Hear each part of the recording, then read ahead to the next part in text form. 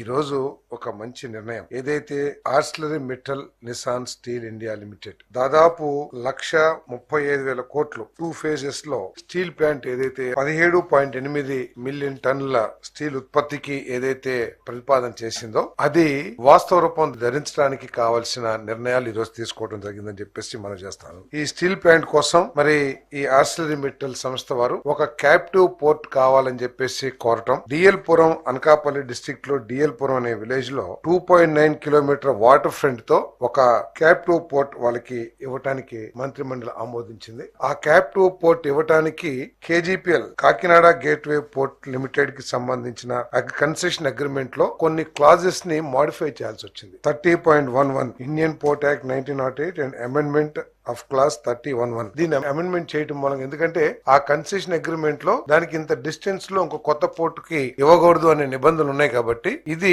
ఈ పెద్ద పెట్టుబడి రాష్ట్రంలో దాదాపు 1,30,000 కోట్ల రూపాయల పెట్టుబడితో పెద్ద పరిశ్రమ వస్తుంది. కాబట్టి దానికి కావాల్సిన ఈ క్యాప్టివ్ పవర్ ప్లాంట్ కోసం ఆ కండిషన్ ని అమెండ్మెంట్ చేయడం జరిగిందని చెప్పేసి మనం చేస్తా ఉన్నాం. దీని మూలంగా ఏంటంటే first phase 7.3 million metric tons per annum 55,964 కోట్ల రూపాయలు జనవరి 2029 కి మొట్టమొదటి దశ ఉత్పత్తి ప్రారంభించాలనే లక్ష్యంతో ఈ ప్రాజెక్టు టైం లైన్స్ నిర్దేశించబడి అని చెప్పేసి మనం చేస్తాను. ఫస్ట్ ఫేజ్ లో దాదాపు 20,000 మందికి ఉద్యోగ అవకాశాలు లభిస్తాయి. సెకండ్ ఫేజ్ 80,000 crores తో 10.5 million metric tons per annum దాదాపు 35,000 మందికి ఉపాధి కల్పించే రెండో దశ 2033 కి కంప్లీట్ చేయాలని చెప్పేసి మరి టైం లైన్స్ ఫిక్స్ చేయడం జరిగిందని చెప్పేసి మనం చేస్తాం. ఏదైతే క్యాప్టివ్ పోర్ట్ ఈ రోజు ప్రభుత్వం అనుమతించిందో ఫస్ట్ ఫేజ్ లో 20.5 million metric tons per annum అంటే అంత కార్గోని హ్యాండిల్ చేయడానికి సంబంధించిన ఫస్ట్ ఫేజ్ పోర్టు